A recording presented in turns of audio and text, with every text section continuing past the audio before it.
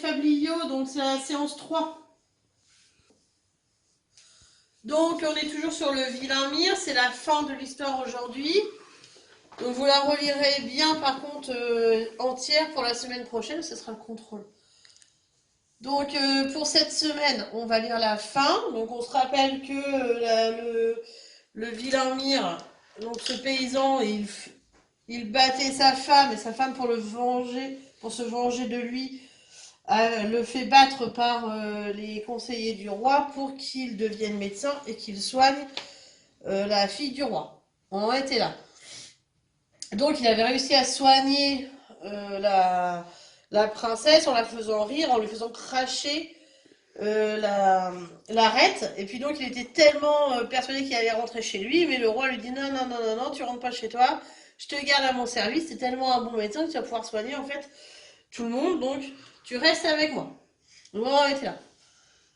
Le paysan donc est obligé de rester à la cour, dans le château. On le rase, on le tond, on lui passe la robe rouge.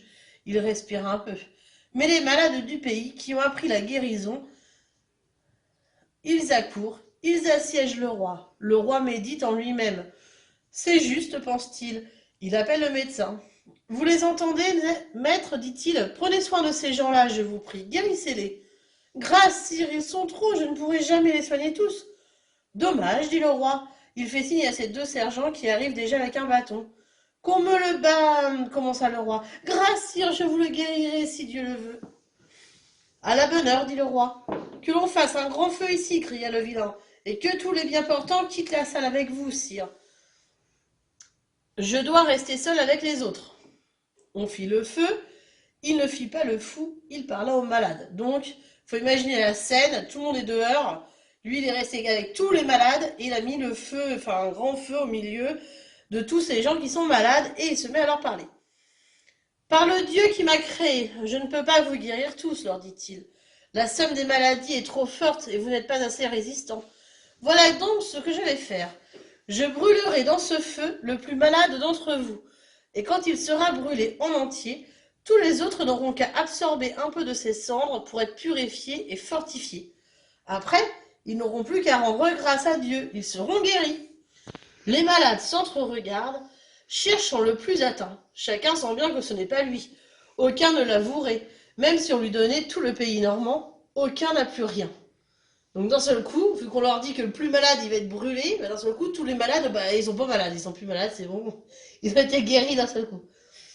Tu brûles de fièvre, toi, dit le vilain. Tu es certainement le plus mal. Mais pas du tout, maître, vous m'avez soulagé si vite. Un mal dont j'ai pu souffrir si longtemps. Je suis guéri.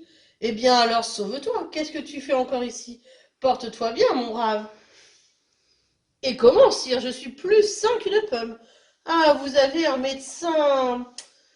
Un médecin. Donc le brave repasse la porte, pardon, et dit au roi qui lui demande s'il va un peu mieux.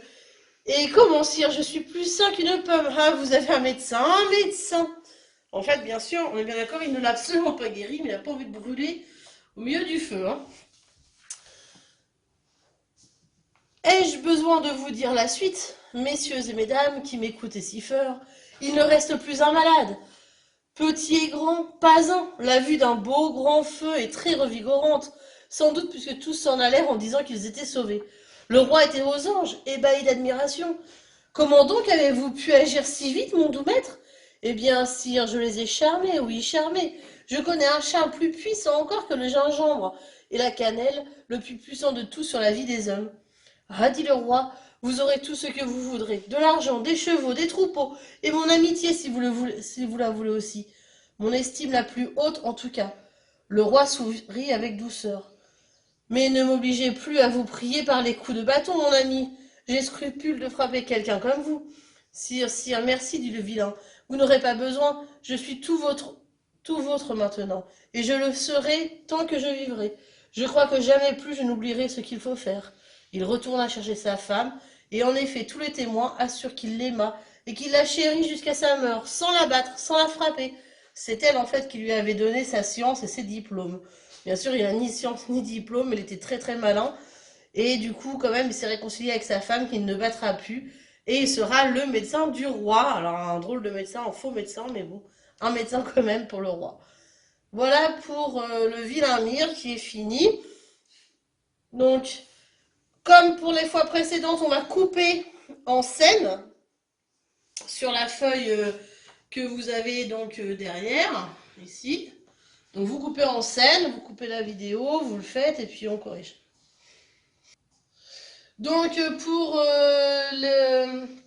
la première scène, donc le paysan qui est bloqué à la cour avec le roi. La deuxième scène, c'est quand il met tous les bien portants dehors et qu'il ne va rester plus qu'avec le feu et les malades. La troisième scène, c'est quand il explique au roi que bah il a réussi, hein, donc il est qu'avec le roi.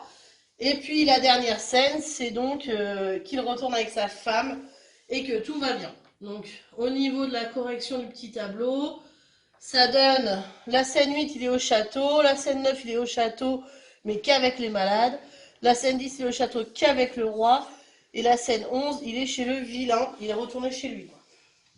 Voilà. Donc ça, c'est pour le petit tableau qui était à remplir. Comme les autres fois, donc vous allez choisir une de ces scènes, essayer de l'écrire sous forme théâtrale. Donc vous choisissez celle que vous voulez. Je vous montre ce que ça donne. Donc si je choisis de faire la scène 8, donc avec le narrateur, le roi et le paysan qui se parlent.